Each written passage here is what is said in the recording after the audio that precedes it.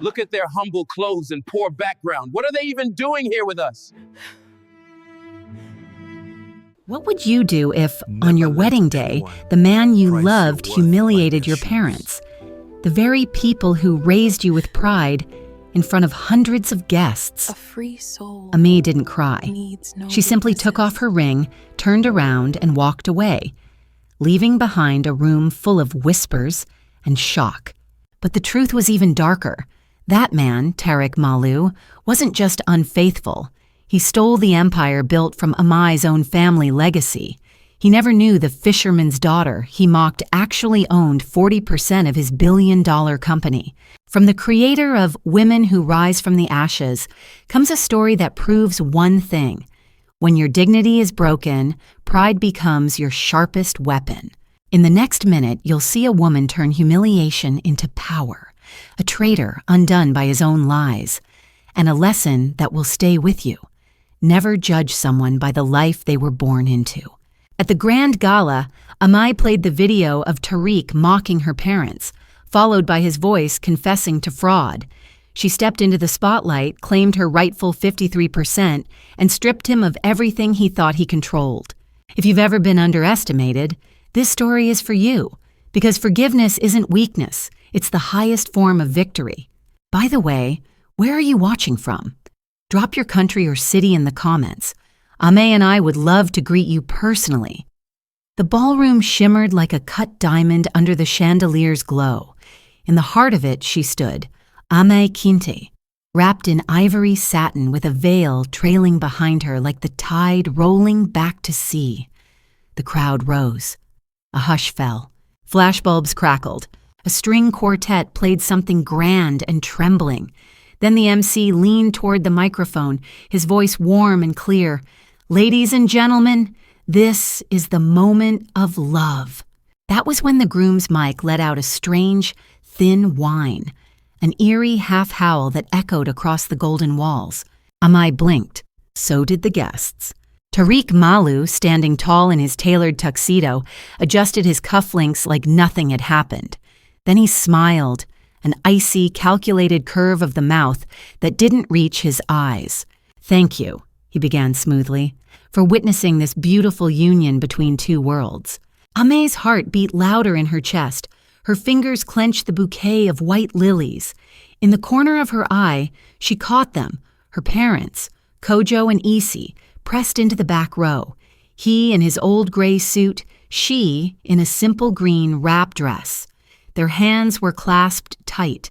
The pride in their eyes made Amae's throat tighten. Tariq continued. "Some would say love is blind," he said, pausing.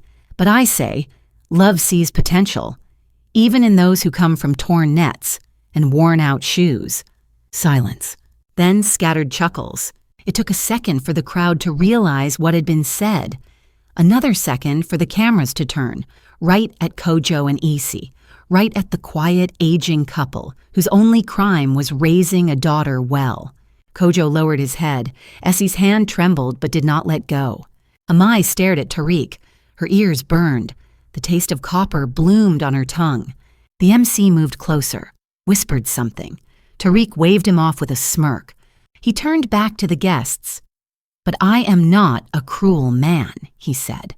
"I've chosen to give her a real life, to show her what it means to live outside the fantasy of fairy tales, to live in the real world."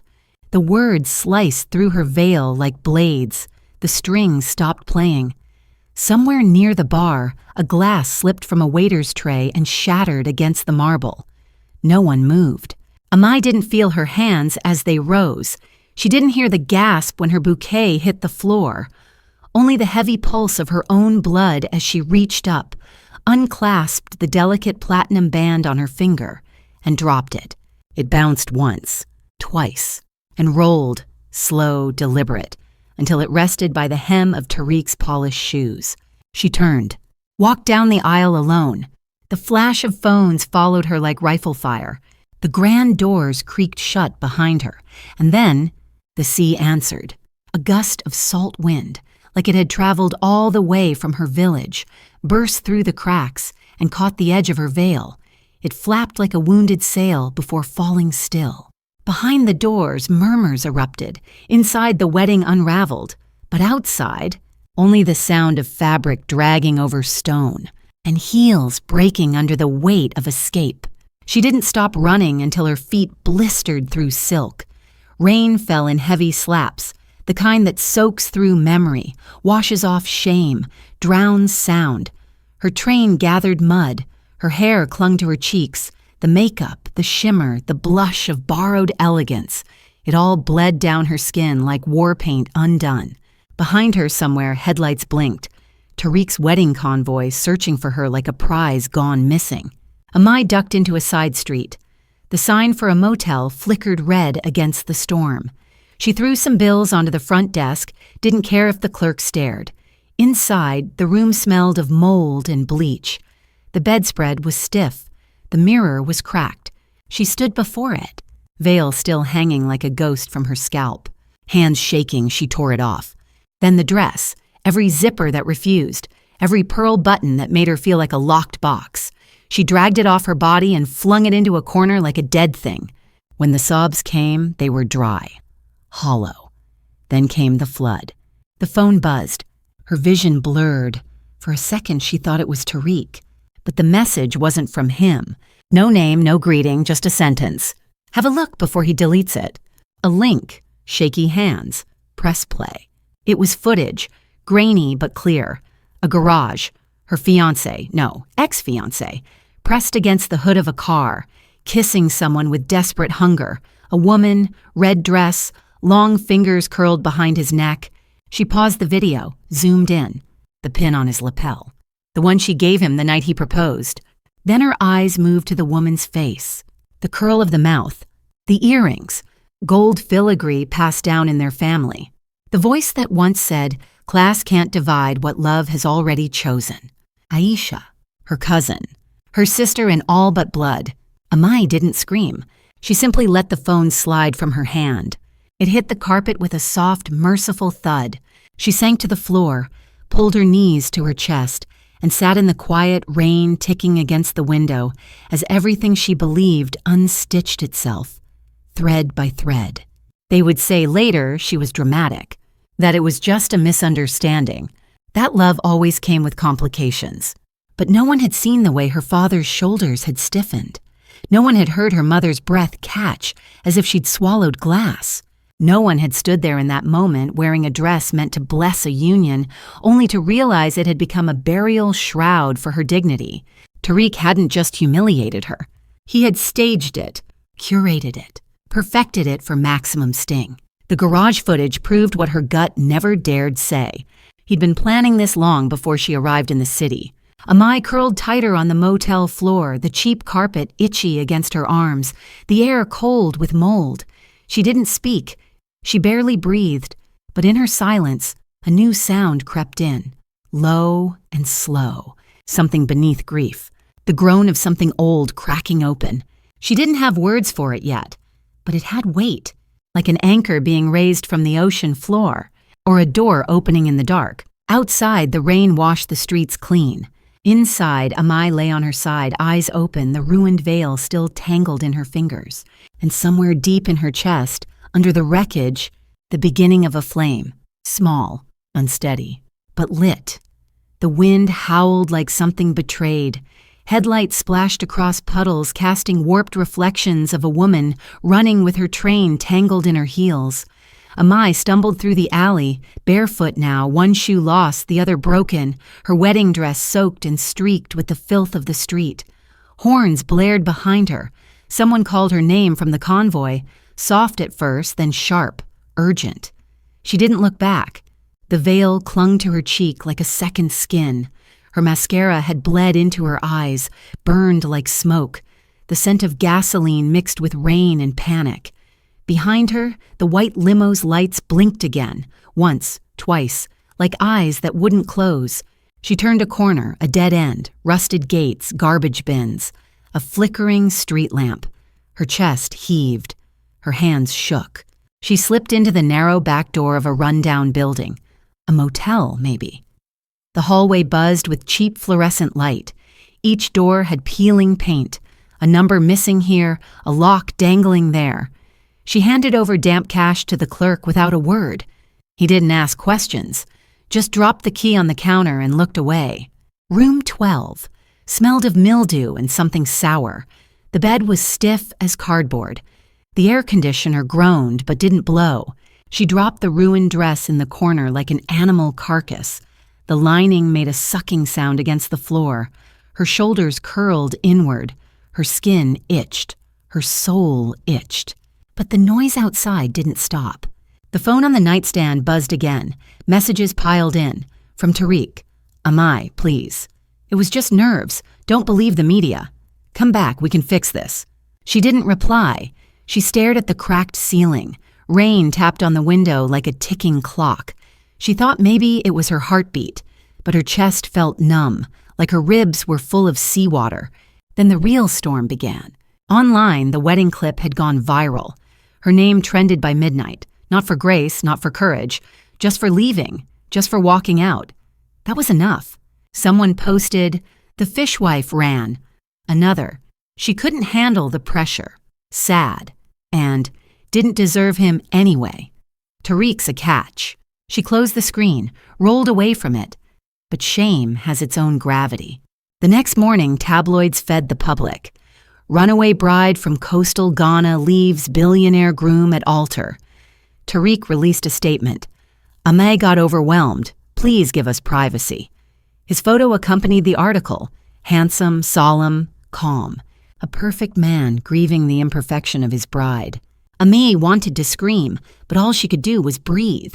2 nights passed, then 3. She washed her hair in the sink, ate from vending machines, cut the bottom of the dress to knee length, wore a borrowed hoodie from the motel lost and found. She had no plan, just breath. The mirror didn't reflect a bride anymore. It didn't even reflect a woman, just something in between. Exiled, blurred, waiting. Then it came. At 3:12 a.m., a message, no name. See this before he deletes it. A link. She hesitated, her hands hesitated, but her eyes didn't. The video loaded. Grainy, greenish security cam footage. A garage. Tariq's car. The silver one with personalized plates. He stepped out. Then another figure emerged. Female, tall, confident. The dress clung to her curves, blood red and backless. Tariq leaned in. They kissed. Not brief, not drunk, not confused. Hungry. His hands wrapped around her waist. The woman laughed and tilted her head, and Amae froze the frame. There, near the collarbone, an earring. Gold filigree, a rare family heirloom. Only one other woman had that set. Her cousin, Aisha. Amae zoomed in. Her vision blurred. Not because the resolution failed, because her body did. The pin on Tariq's lapel. Hers. The one she gave him months ago, engraved with her initials. He wore it like a joke, or a trophy. She dropped the phone. It bounced on the mattress. The video kept playing. They laughed. They got in the car. The screen went dark. Amae bent forward, head between her knees, fingers tangled in the bedspread. The ache inside her wasn't rage. It was betrayal so old it smelled like childhood. Aisha had told her to say yes to Tariq, had praised his ambition, had said, "Don't be afraid to rise, even if the stairs are golden," had been at every fitting, every tasting, every rehearsal. She even fluffed the back of her gown before the ceremony. All of it a lie. Amae lay back, the ceiling now a blur of nothing. The AC finally kicked in, rattling like bones in a box. She wanted to vomit. But more than that, she wanted silence. A silence deep enough to bury her shame in. Outside, the rain returned, harder, wiser. Amae pulled the blanket around herself. The video still open. The glow from the screen painting her face in sickly blue. She watched again, and again. Not because she didn't believe, but because some wounds need to be witnessed before they scar. Morning came late, the sky was steel, her face was pale. She picked up the phone again. This time, she didn't cry. She searched the number. Private. No name. No thread. Just that one message. See this before he deletes it. She typed, "Who are you?" No response. She stared at it, then deleted it. Something deeper had shifted. The pity she once had for herself now looked like a mask, and she was done hiding. She sat on the edge of the bed, feeling the weight of wet hair on her back, the ache behind her eyes, the cold seeping into her toes. She knew now, this wasn't just public humiliation. It was premeditated. She'd been staged, positioned, used. She opened her notebook, the one she brought for honeymoon sketches, tore out the pages, wrote a list instead. Call Moses. Find out who sent the clip. Never wear white again. She looked at that last line, underlined it, twice. Later that day, Tariq went live on social media, clean suit, somber tone. I love Amae deeply. What happened at our wedding was unfortunate. We both come from different worlds and sometimes expectations crash. But I ask you to give her space. She's not well. She's processing trauma. He smiled sadly, a calculated sadness, enough to make people feel protective. Amae watched from the motel TV. The anchor's voice praised his grace. Commenters flooded in with hearts and prayers. One even wrote, "She's mentally unstable. You deserve better." Her phone rang. Unknown number. She didn't answer. Another message arrived instead, from Aisha. I had no choice. No apology, no denial, just that. Amae stared at it. Her fingers hovered over the reply button, but she put the phone down, got up, tied her hair, folded the ruined dress into a plastic bag, and walked to the window. Outside, a sea of umbrellas moved down the boulevard, black dots in a gray city. She pressed her palm to the glass, cold. Then she whispered, so soft even the rain couldn't hear. Next time, they'll see me coming. Inside the bag, the dress bled mud into its satin folds. Outside the door, her silence sharpened into resolve. And beneath the hum of rain and traffic and digital noise, Amae disappeared, so someone stronger could rise in her place. The house smelled of boiled yam and eucalyptus balm, the kind of scent that stuck to grief. Kojo Kinta lay on the woven mat near the window, his breath shallow, the sun striping his dark skin like the lines of a map weathered by time. A bowl of water rested by his side. Essie sat cross-legged beside him, humming a lullaby with no melody left. The air in the room was so still it felt wrong to speak. Then the door creaked. Amae stepped in. No more wedding dress, no makeup, no heels. Just a plain blouse and a scarf wrapped around her head, as if shame needed its own uniform. Essie looked up and blinked hard. Her lips parted, as if to ask something, but she only nodded and shifted slightly so Amae could kneel. Amae took her father's hand. It was smaller than she remembered. The fingers that once untangled her kinks on wash days, that repaired fishing nets through the storm, were now shriveled, pale, more memory than muscle. He opened his eyes, didn't speak, but smiled.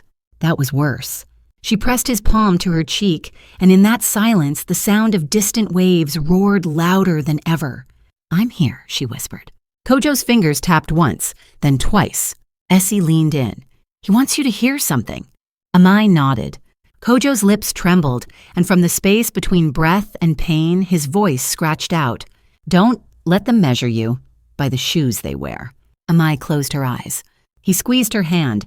Your worth is not their mirror. The fan above them clicked once, then stopped. The light bulb flickered. A rooster cried far off like a memory interrupting a funeral. That night he passed, just before dawn, the moment when the air shifts from black to blue and all the world is caught between breathing and forgetting. Amae sat beside his body, her scarf soaked with sweat and salt, while Essie hummed again. Same tune, no melody. Outside, neighbors gathered. Aunties cried with more noise than tears. Children peeked through the fence. Someone brought palm wine. Someone else brought silence. The man who had once taught her to swim against the current was now still. She did not cry. She hadn't since the garage video. Not since she saw herself, on screen, betrayed, made into a joke. Now, sitting beside his lifeless body, all Amae could feel was motionless. She ran her fingers over his calloused palms one last time. There were tiny scars there, memories of nets, broken oars, fish bones. In the corner of the room, Moses Delu stood quietly, old, upright, gray like beach stones bleached by time. He had worked beside Kojo during the years Amae was still learning to walk. They'd once built a community center from driftwood and sweat. Moses had since left to become a financial consultant in the city, but he returned each time someone important left the earth. Today he brought more than condolences. "Amae," he said softly after the burial as they sat under the neem tree, "your father left something." She turned to him, eyebrows low. "It's not a will," he continued. "It's a legacy, and it concerns the Malu family." The name hit her like a cold wind against wet skin. "I don't want anything that comes from them," she said, looking away. "It didn't come from them, it came from your grandfather." That name brought a different kind of silence. Her grandfather, Adokinte, had been a fisherman turned investor. Everyone in the village knew the story, how he'd pulled the Malu patriarch from a capsizing boat, saved his life, then invested in his first shipping venture when no one else would touch it. The tale was told like folklore. Amae had never believed it had weight. Moses handed her a small iron key, then a letter, wax seal, faded ribbon. "This was kept in a private security box. Your father asked me to give it to you only when he was gone." Amae stared at the key. It was old, cold, the kind of cold that doesn't come from metal. "What's in the box?" "Proof," Moses said, "that you, Amae Kinti, are the rightful holder of 28% shares in Malu Holdings, and with your father's unexercised purchase option, it goes up to 40%. The ground under her shifted. Her ears rang. "You're lying." "I'm too old to lie," Moses said. She opened the letter. Her grandfather's handwriting danced like seaweed, elegant, a little trembling. It confirmed everything. The date of investment, the signed agreement, the clause, "At the maturity of the heir, rights may be claimed at age 25. Amae had turned 25 6 months ago. She read every line twice, then a third time. She folded the letter slowly, her hands still. The mosquito coil burned near her feet. Smoke curled upward. Her voice cracked. "He knew, my father. He knew all this. And he never told me?" Moses nodded. "Because he wanted you to choose for yourself." Amae looked at the sky. No clouds, just a searing blue like glass on fire. "He let me marry into them, let me be humiliated. He also let you walk out." Moses placed a second envelope on her lap. Inside this, instructions, contacts, a power of attorney. You're now a silent shareholder, but you don't have to remain silent. She didn't open that one yet. She just stared at it, like it might explode. Later that night, long after the village lights dimmed, Amae walked alone to the shore. The moon turned the water silver. She carried her father's fishing lantern in one hand, lit. She remembered how he used to set it out when she was little, so she wouldn't be scared of the dark when he was gone on night trips. She placed it on the sand, watched it flicker. The waves licked the shore in rhythm. She sat, took out the first letter again. Read it under the moonlight. Every word was him, even the ones she didn't understand yet. Her fingers closed around the key. It felt heavier now, or maybe her hand felt stronger. Either way, something shifted. She reached into her bag and took out the only photo she had from the wedding. It wasn't the ceremony. It was her parents, Kojo and Isi, standing near the back of the aisle, holding hands, caught in the glare of a camera they hadn't noticed. Their faces said everything. She held it to her chest. "I see it now," she whispered. Not just what she had lost, but what she still held. She stood, walked into the tide until the water kissed her ankles. Then she closed her eyes, and for the first time since the veil came off, she let the tears come. Not for betrayal, not for Tariq, but for the man who had loved her enough to stay silent, and for the woman she was about to become, who would speak. The elevator door shut behind her with a hiss, then silence.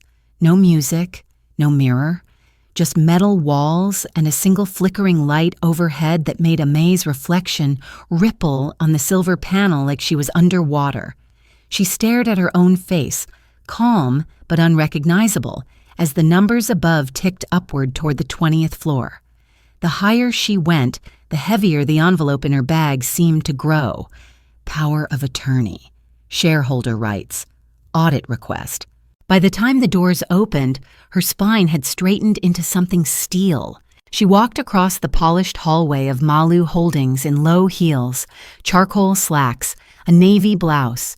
Not a trace of lace, no scent of jasmine, No trace of the girl who once stood crying behind a veil, just ink and paper, and something that no longer flinched. She handed her documents to the receptionist. For the board, file it before noon. The receptionist hesitated. And who shall I say? Amae Quinta, shareholder, effective today. The woman blinked, glanced down, scanned the letterhead. Amae walked away before the reaction finished blooming on her face. Downstairs, the city groaned with heat. Streetcars clanged, horns barked. She stepped into the shade of a waiting cab and said, "Industrial District, Goma Freight Entrance, not the front." The driver didn't ask questions. At the dockside office, grime clung to every bolt. The air smelled of diesel and rain-soaked wood. Her ID badge was temporary. Her contract lasted 21 days. Enough time. She started as a data clerk. Paper trails, shipping logs, route records, digital invoices that led nowhere. Her third day, she noticed a pattern. Duplicate shipments, same item codes, same dates, but only one set ever arrived. She flagged the documents and took them home. She printed 3 copies, one for the wall, one for backup, one to burn just in case. She began plotting. The break room at Goma was always loud, radios blaring high-life music, the staccato laugh of tired men, the smell of overly sweet coffee masking rust. But one afternoon, the noise dropped. A man entered, tall, dark green uniform, cap low over his brow. He carried himself like someone who watched everything twice. He sat across from her without asking. "Amae Quinta?" She didn't reply. "I sent the garage footage," he said, not even a whisper. Her breath caught. "You?" He pulled a folded napkin from his pocket, placed it on the table, a name scrawled in ink, Tariq. Below it, 2 words. Laughs again. Amae stared. McKenna. The driver? I was paid to drive, not to watch him destroy people. I saw his face when he rewatched that clip. He grinned like he'd stepped on a stray dog. Amae didn't blink. "I knew you'd need to see it. And now? Now I'm giving you more." He slid a flash drive across the table. "No cameras here," he said. "He thinks docs are below notice, but I've been saving things." She hesitated. "Why?" McKenna looked past her, at nothing. "Because once, someone did that to my sister. Laughed at her pain, and I did nothing. I won't repeat that silence." She pocketed the drive. "Don't come to me again," he added. "If I go missing, use it." He stood and left without a backward glance. That night, Amae locked herself in her room, drew the blinds, turned on a second-hand laptop and loaded the files. Inside, a spreadsheet with hidden edits, a list of forged donations to a Unity for Children foundation, matched with corresponding embezzled invoices from Ngoma. A voice memo. She clicked. Tariq's voice, confident, relaxed. "Just shift the losses under the NGO ledger. No one audits charity, especially not one with sick kids on the poster." Her stomach churned, but she played it twice. 3 times. Each word carved deeper than the last. She sent a copy to Moses. He called within the hour. "This is a knife. You'd better be ready to hold it." Amae didn't speak. She looked at the wedding photo still pinned above her desk. Her parents' faces in the background, caught between shame and grace. "I am." The next morning, the cafe was nearly empty when a figure stepped inside and sat across from her. Aisha. Red lipstick, trembling fingers. "I'm not here to fight," she said. "You shouldn't be here at all," Amae answered. Aisha placed a document on the table. It was a non-disclosure agreement. Her name, Tariq's, a payout sum. "He made me sign this, said if I talked I'd lose everything." Amae kept her eyes on the coffee. Steam curled upward like smoke from a slow burn. "He offered me a job, said I was smart, said I could help with projections. I didn't know at first, but once I did, it was too late. He said if I didn't play along, he'd leak photos of my mom in the hospital, make it look like we were stealing medical funds." Amae finally looked up. Aisha was shaking. "I have everything," she whispered. "Invoices, email trails, proof I logged the fake numbers. But I need immunity, a deal." "And why should I help you?" "Because I can bury him. And because I know you won't stop until someone gets hurt. You need someone inside. I can be that." Amae stared. The silence between them stretched, bitter and long. "You destroyed my wedding," she said flatly. "I know." "You lied to my face, slept with him, mocked my family." "I know." "Why should I ever trust you again?" "You shouldn't," Aisha said, "but I'm not asking for trust. I'm offering truth."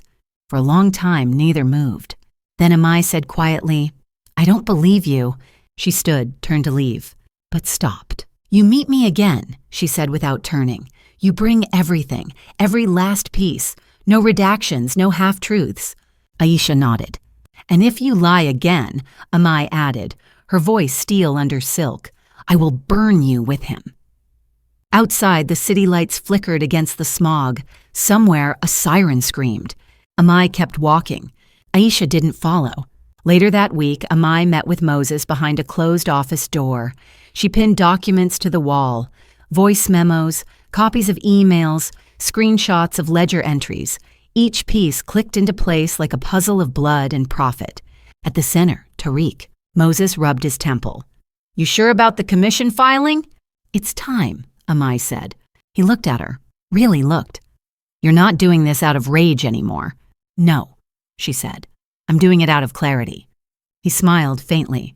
"Then let's file." They submitted everything. To the Financial Crimes Bureau, to the Securities Commission, to the anonymous watchdog journalists Moses trusted. Within 72 hours, a reply came. "We are initiating preliminary review. Do not disclose this communication. You will be contacted if escalation is warranted."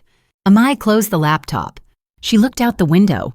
Below, the city shimmered like a lie waiting to be exposed. And in her chest, for the first time, no storm. Just focus, just breath. Just the faint rustle of a curtain being drawn. 1 inch at a time, a single flame glowed in the dark. Candle wax slid down the side of the glass bottle like melted bone. Outside the window, the city slept with one eye open, horns groaning, sirens wailing far away like ghosts clearing their throats. Inside Moses's flat, everything had been cleared off the table except a laptop, a cracked phone, and a chipped ceramic mug holding pens and a lighter. The light from the screen flickered across Amae's face. She sat forward, elbows planted, eyes locked on the voice memo icon pulsing like a heartbeat. She pressed play. Tariq's voice, smooth as ever, filled the room. "Push the expense report back 2 quarters, wrap the lags into the NGO filings. No one will care if it's impact delay. If there's heat, I'll blame a junior accountant. Just make it neat. I don't do chaos." The audio ended. Amae didn't speak. Moses, across from her, finally exhaled. He buried everything inside a foundation for disabled children. It's the perfect shield. She closed the laptop slowly. Not anymore. She stood, walked to the window, watched her own reflection blur against the glass. For days, she had walked like a ghost through the legal filings, investor sheets, accounting trails. For weeks before that, she'd learned how to play invisible. At Ngoma, she'd faded into corners, listened, printed, saved. Tonight, she stood barefoot, arms crossed, and knew the truth. She was no longer hiding. She turned to Moses. "When is the fundraiser?" He looked at her. 3 nights from now, Saturday." She nodded once. "Good. That's when I walk back into the light." He hesitated. "Are you sure you're ready?" Amae's voice was steady. "If I wait to be ready, I'll never show up." The next morning, she rehearsed alone. Laptop open, document spread. Her voice cracked on the first read, shook on the second. By the third, she no longer spoke like a girl asking for truth. She declared it. Moses circled errors, tightened phrasing, facts first, emotion after. If you let anger go first, they'll dismiss you before the second sentence. Amae listened, noted, breathed, again and again. Each breath its own kind of prayer. That night, while Moses reviewed footage cuts and timestamps, Amae sat in the corner and stared at her phone. Messages blinked from Aisha. He suspects something. He's changing passwords. He wants to shift everything into crypto wallets. I'm scared. Amae replied only once. "Send the docs, you said you would." 1 minute passed, then 10. Then a new file dropped into the shared drive. When she opened it, her breath caught. Invoices, personal statements, a ledger, all with the Unity for Children letterhead, but with duplicate signatures, hers and others, pasted and altered. One PDF was different. Aisha's name, dated 6 weeks before the wedding. Your role will be performance-based. Emotional proximity to the bride will ensure smoother manipulation.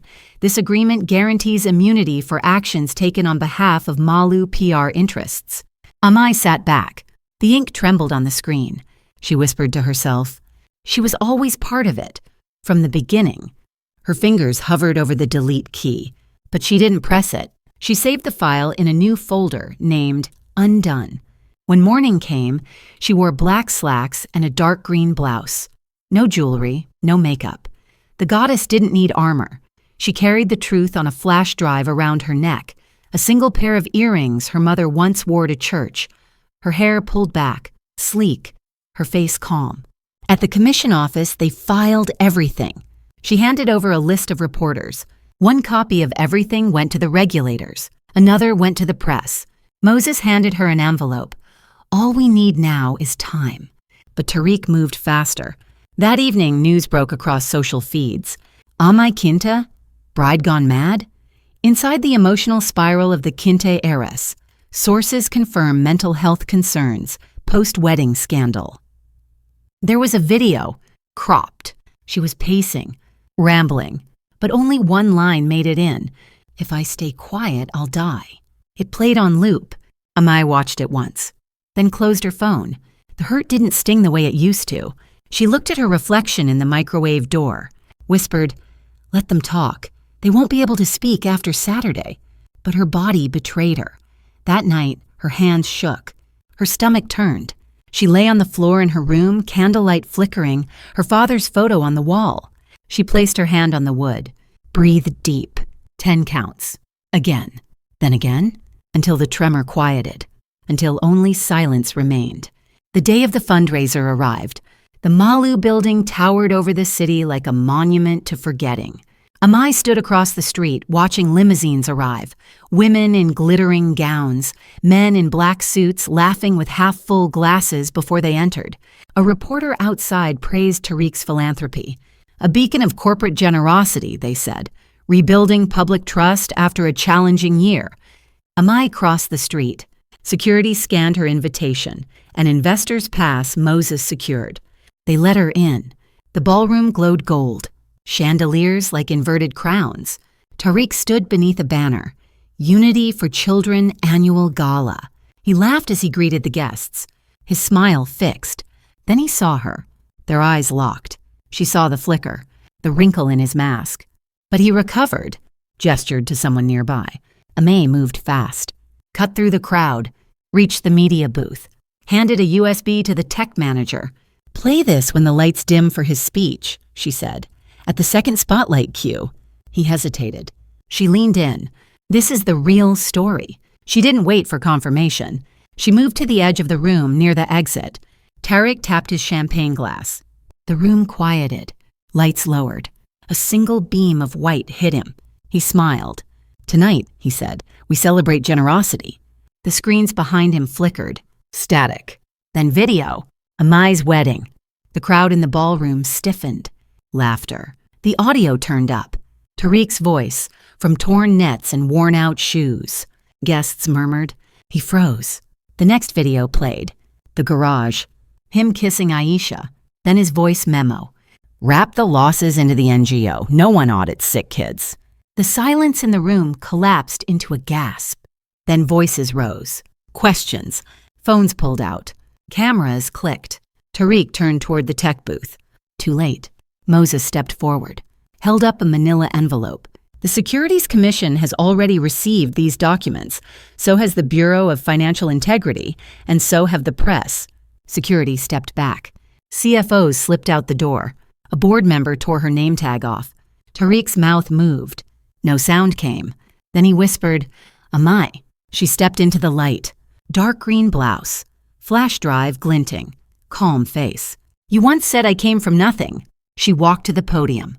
"You were wrong." She held up a second document. Through legally binding shareholder power, thanks to unclaimed inheritance rights, I now hold controlling interest in this company. Effective immediately, the board is dissolved. The accounts frozen. Silence again, but this time thick. Stunned, Tariq's hands trembled. He stepped down. "Amae, please." She looked at him and said softly, "You're not sorry, you're scared." The room broke into noise. Reporters swarmed. Lights flashed. Amae stood still. In the eye of the storm, the goddess from the shadows, finally seen. The room held its breath. Glass still clinked from hands frozen mid-toast. The music had stopped somewhere between shock and disbelief, but the silence that followed was louder than any drumbeat. Every light in the ballroom, every camera flash, every gaze now turned toward her. Amae stood alone at the podium. Her blouse caught the glow of the spotlight, deep emerald against her skin, the kind of color that once belonged to the sea near her village. Dark, relentless, full of secrets. Her voice was the only thing steady in that gilded space as the echo of Tariq's voice memo still burned in the air. No one audits sick kids. No one laughed now. No one moved. Not even him. Tariq had gone still, pale under the golden light.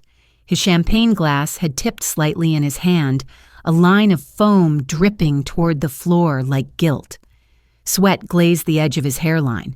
His jaw flexed, but his eyes never left hers. Amae scanned the room. Her gaze didn't flinch, not when it landed on the CFO near the exit, not when she caught the two board members whispering near the curtain, not even when the camera crews adjusted their lenses for a better shot. She had lived too long in the shadows of other people's silence. Not tonight. She raised the file in her hand. "This is a full forensic breakdown of Malu Holdings' internal fraud," she said, clear and slow. "Charity fund diversion, duplicate invoices, misappropriated foreign grants, wire transfers disguised as community outreach." The gasps came in waves. She let them wash over her. "This investigation began because I was humiliated. But I stand here not because of that humiliation. I stand here because silence was choking me. And I know I'm not the only one." She turned her head, looked directly at Aisha, standing at the back of the ballroom, half shielded behind a column, alone, makeup too heavy, but eyes red underneath. She hadn't run, not tonight. Amae gestured slightly toward her. "She was once part of it. Yes, she helped them cover tracks, and she hurt me, deeply, but she also gave me this." She held up a drive. Emails, contracts, internal audits, the evidence of their rot. Tariq stepped forward now. "Amae, don't." She cut him off without raising her voice. The crowd parted. He walked slowly toward her, but the distance felt wider than oceans. His voice dropped, low and rehearsed. "You don't understand how many people this hurts. There are investors, partners, families depending on these assets. You'll bring everything down." Amae stared, then nodded. "That's what truth does, Tariq. It brings down things not built to last." A camera flash caught the moment, his eyes wide, her body still, the entire room watching a man collapse without falling. She turned to Moses, who stood quietly at the side. He stepped forward, opened a file, and cleared his throat. As legal counsel acting under the authority of controlling shareholder Amae Kinte, and with support from two verified institutional investors, we're executing immediate board restructuring, effective tonight. People began to leave, not in a rush, but with the quiet shame of those who had applauded the wrong man too many times. Tariq's phone buzzed. Once, twice, then again. He didn't check it. Amae continued. "To our guests," she said softly, "thank you for attending the gala. The donations made this evening will be transparently audited, published, and redirected, this time to an actual clinic being built in Cape Coast. Construction begins in April." Another wave of murmurs, this one hopeful. Applause hesitated, then grew. She stepped down from the podium. Tariq grabbed her wrist.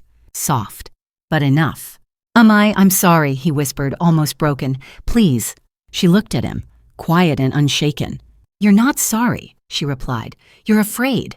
She pulled her wrist free and walked past him, Backstage, the sound of the crowd faded. Amae sat alone in a chair once reserved for makeup artists and stylists. She could still hear distant applause, the echo of Tariq's downfall. But she didn't smile. Moses entered with 2 glasses of water. "No champagne tonight." "You did it," he said, sitting across from her. "No," she whispered. "We did it." He handed her the second envelope, the final copy of the commission's confirmation. She tucked it away, then looked up. "What now?" Moses leaned back. "They'll investigate, freeze accounts, maybe arrest him, maybe others. The media will twist it. Public opinion will swing like a storm door. And me? You'll be the woman who broke a kingdom and walked away barefoot." She chuckled, dry, tired. "Maybe I'm just the woman who got tired of kneeling." Outside the dressing room, Aisha stood in the hallway, back straight, eyes brimming. Amae rose. They looked at each other for a long time. Neither moved. "I have nothing to ask," Aisha said finally. "I just wanted you to know. I didn't expect you to rise this far." Amae studied her. "You always said I couldn't handle pressure. I was wrong." Amae's hand twitched. Not a handshake, not yet, just memory. "You weren't just wrong," she said. "You were cruel." Aisha nodded and didn't excuse it. "I'll testify," she said, "fully. I already filed a statement. I'll take the deal. I'll do the time." Amae's voice was soft. "Why?" "Because I want my mother to hear my name again without shame." Amae stepped forward, stood close enough to smell the perfume they used to share. "Then you better not waste the next chance life gives you." Aisha nodded. "I won't." She turned, walked away. No makeup could hide how real her steps sounded tonight. Hours later, Amae sat in her apartment, curtains open, night bleeding into the edges of dawn. She lit a single candle, same one from the days she rehearsed her speech. The wax had burned low now, like this chapter. On the table, her phone buzzed. A message from a blocked number. "This isn't over. You think you've won, but fire always finds wood. T." She didn't respond. She saved it, then turned off her phone. Let the darkness press closer. Let it see she wasn't afraid of it anymore. Then she whispered into the still air, "I don't want revenge. I want restoration." Her voice didn't echo, but something inside her did. The front page screamed in silence. The bride who fought back, Amae Kinte, restructures, Malu Holdings in stunning takeover. Amae didn't read the article.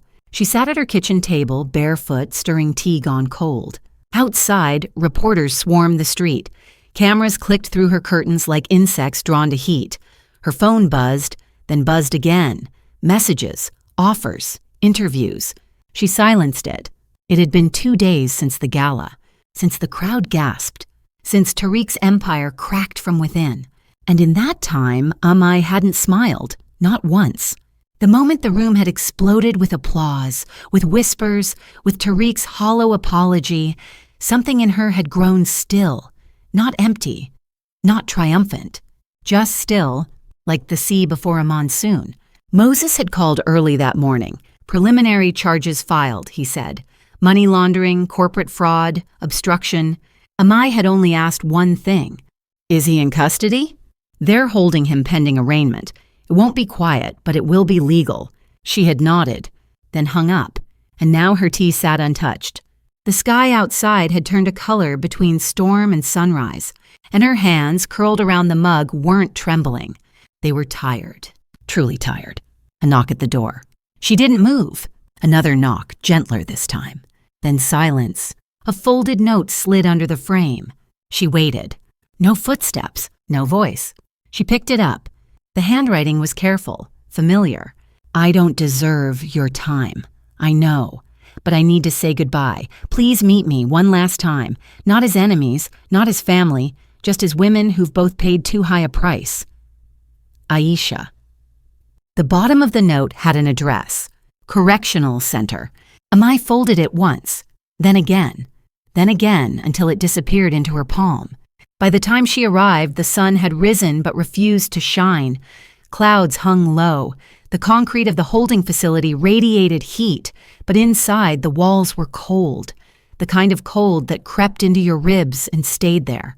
She waited in a room with plastic chairs and a ticking clock, A guard nodded, opened a door, and then there she was, Aisha, hair pulled back, no makeup, orange jumpsuit hanging loose, but her posture was straight, chin lifted. The guard stepped back, left them alone. Neither woman spoke at first. Then Aisha sat, folded her hands in front of her like she was ready to be sentenced. "I'm not asking for forgiveness," she said. "I know. I just needed to see your face when I said thank you." Amae didn't blink. "For what? For not burying me when you had the chance." "You buried yourself." Aisha nodded. "I know." Silence again. A fly buzzed near the window. Amae leaned forward. "What will happen to you?" "They're offering 2 years. Suspended sentence if I help build the case. I've already signed." Amae stared at her. "There's one condition," Aisha added. "I don't want to hear it if it's a favor." "It's not. Just, when I'm out, if my mother's still alive, can you check on her? Not for me, for her." Amae's jaw tensed. She looked away. "I used to visit her," she said. "She used to make me pepper soup every Sunday, even after we fought." "She doesn't even know where I am," Aisha said, voice breaking. "She thinks I got a job in London." "You could have had a real job. I chose the wrong mirror." Amae looked back at her. "What do you see now?" Aisha exhaled slowly. "My reflection, not his." She didn't ask again, didn't plead, didn't cry. And maybe that's why Amae stood up, not to leave, but to listen. "You don't get my forgiveness," she said, "because it's not mine to give." Aisha nodded. "But I'll check on your mother. And if she still loves you, then maybe that's the forgiveness that matters."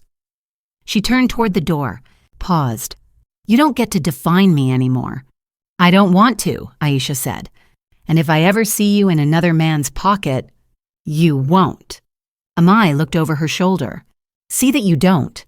Then she left. That evening, a producer called. A talk show wanted her. So did a business magazine. Another brand offered to make her the face of resilience. Amae declined. Every single one. She wasn't a mascot. She wasn't a soundbite. She was rebuilding. She walked past the mirror near her front door. Didn't stop. Didn't fix her hair. Just kept walking. Later that week, she stood before the same commission that once rejected her father's grant request. Now they bowed their heads, offered condolences. She didn't sit. "I don't want titles," she told them, "or statues or headlines." "Then what do you want, Miss Kinta?" She looked out the window, at the city, at the people. Atonement. They blinked. "I want this company to give back. Not through photo ops, through policies. I want community trusts. I want financial literacy programs for girls. I want healthcare access in every port where Malu Holdings ever dumped a broken promise." They scribbled notes, but she didn't care if they listened. She just spoke. And when she was done, she left. Not to applause, to silence. And sometimes, silence is the only honest answer. On the last day of the month, Amae returned to the village. The sky was heavy with salt air, the sea louder than usual. She walked barefoot to her father's grave, placed a folded piece of paper at the base. "Quarterly reports, first profit reinvestment in Kojo Foundation," she whispered. "You were right." Then stood, watched the tide roll in. She walked past the old dock. A child waved. She waved back. No cameras, no declarations, just a woman with her shoulders no longer bowed. As she reached her mother's house, the door creaked open. Essie stood there. No words. Just arms open. Amae stepped into them. And for the first time since that ruined wedding, she let her body rest. In something that didn't demand, didn't break, didn't betray. Just held her, steady. That night, Amae lit a small clay lamp on the windowsill. The same one her father used when she was 5. The wind flickered the flame. She watched it fight to stay lit. Then stay. The phone buzzed once. A final update from Moses. Tariq denied bail, trial date set. She put the phone down. Didn't reply. She sat beside the lamp, looked out over the dark fields, and whispered to the silence. "I didn't win, I just survived." But even survival in this world is a kind of victory, especially when you no longer need revenge to feel whole. She stood alone on the edge of the water. A pale morning bloomed over the horizon, low and wide like a promise too big to hold. The tide rolled in at her feet, Not angry, not wild, just steady, like it had been waiting for her. The fabric of her dress caught the wind, no longer satin, no longer bridal, just soft blue cotton that clung to her ankles, kissed with salt and sand. Her bare toes curled in the wet earth. In her hand she held an envelope, the seal already broken, the paper already red. But still, it trembled slightly in her fingers. Behind her, the village stirred awake. Dogs barked, kettles whistled. The world moved on. But she had not come here to move. Not yet. She opened the envelope again. Inside, a folded note in familiar script and a cashier's check. Anonymous donation. Large enough to build something. Enough to make her wonder, but not enough to confuse her. She read the letter again quietly. I do not ask for redemption. I know better. But if this gesture can remove a fraction of the harm I've done, let it. The money is clean. You may have it audited. I've enclosed the receipt chain. The check is yours, no strings. The past holds enough knots. TM. No apology, but no lies either. She folded it slowly, then looked down and saw it. The ring. It had fallen from the envelope when she opened it the first time, tucked inside the folds. Her wedding ring, returned. Not as a symbol of love, not even of regret, but something harder to name. She picked it up, held it in her palm like a shell washed ashore, and she smiled. Not because it meant anything now, but because it finally didn't. Behind her, someone called her name. Amae turned. Moses approached, breathing slow, hands in his coat pockets. His shoes left clean imprints in the sand. I figured I'd find you here, he said. You always do. He nodded toward the envelope in her hand. You read it? Yes. Will you accept the money? I already have. He raised a brow. You're sure? She turned back to the sea. The sea doesn't care who builds on its shore. It just keeps coming. He smiled. I'll take that as a yes. Amae stepped forward into the water. The hem of her dress darkened. She took the ring, held it high, then slowly lowered her hand. Let it go. It slipped from her palm like a weight she no longer needed. The sea accepted it. No splash. Just gone. She didn't look back. People will say you forgave him, Moses said. They always say things. But did you? She didn't answer right away. Instead, she watched the light stretch across the water, soft gold across rippling blue, 1,000 mirrors returning her to herself. I didn't forgive, she said. I just stopped carrying him. Moses nodded slowly. She turned to him. I want to announce the foundation tomorrow, Kojo Girls Fund, for daughters of fishermen, for girls with mud under their nails and math in their heads. He grinned. I've already filed the paperwork. Amae laughed. It surprised even her. How did you know? Because you were never fighting for revenge, Amae. You were fighting for space. She nodded, then whispered, and now I have it. They walked back together, past the boats, past the coconut trees, back into the village that had once seen her off in a wedding car, now receiving her as something else entirely. Not broken, not even reborn, just whole. The press had moved on. The networks were chasing the next scandal. Tariq's name no longer burned in headlines. It sank, slow, heavy. The trial date was set for later that year. Amae never confirmed if she would testify.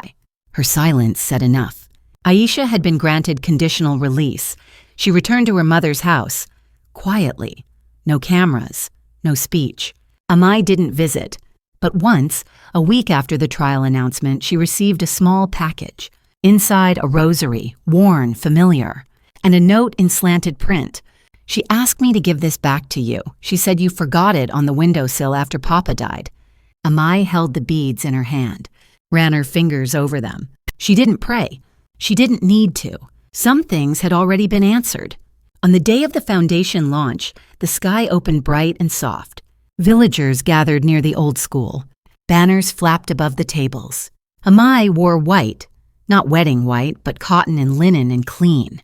The kind of white you wear after washing something stained. Children played nearby. One girl, about 9, ran past her barefoot. She reminded Amae of herself. She held a notebook in one hand and a fishing hook in the other. Amae knelt beside her. What's your name? Kukua. And what do you want to be?" The girl didn't hesitate. An engineer, but also a singer. Amae smiled. "Then do both." The girl beamed and ran off. Moses handed her a clipboard. She signed. The crowd clapped softly. She didn't speak long. Just enough. "My father believed we should never measure ourselves by the shoes others wear," she said. "This foundation exists to remind every girl here that you don't need permission to be worthy. You were born enough." After the event, Amae stayed behind, helped stack chairs, fold tablecloths. When the last guest left, she walked toward the water again, one last time. The air smelled of salt and sunlight. She stood at the shoreline, pulled a folded piece of cloth from her bag. It was a sash from her wedding day, torn. She laid it gently in the sand, then stepped back and let the tide take it. She whispered, not to anyone, just to herself, "No more ghosts." She turned and didn't look back. There are stories we carry not because they end perfectly, but because they teach us how to begin again. This one was never about revenge or glory. It was about dignity, quiet, weathered, often invisible, and what happens when someone decides to stop shrinking for the comfort of others. It's about the long, lonely journey from being silenced to standing fully in the truth, even when the cost is high. About choosing to walk barefoot through fire not to destroy, but to cleanse. At its heart, this was a story about freedom, not the kind that arrives with applause, but the kind you carve out with your own hands. The kind that comes when you no longer ask the world for permission to be whole. Because forgiveness is not forgetting, power is not cruelty, and love, real love, never humiliates. There are things that cannot be returned: time, trust, childhood. But what can rise in their place is something steadier: clarity, purpose, and a voice no one else owns. And perhaps that's the quiet triumph of it all, that healing is not a headline, it's a decision. One that begins again each time you choose to live without bitterness, speak without vengeance, and let go without losing yourself. If this story reached you in some small way, if it made you feel seen, understood, or even a little braver, we'd love to hear from you. Let us know what stayed with you. Leave a comment, share your thoughts, or simply drop a line below. And if you believe in stories that honor both pain and possibility, make sure to follow, like, and subscribe for more. Thank you for walking this journey with us. Until next time, may you always rise with grace and speak your truth with strength.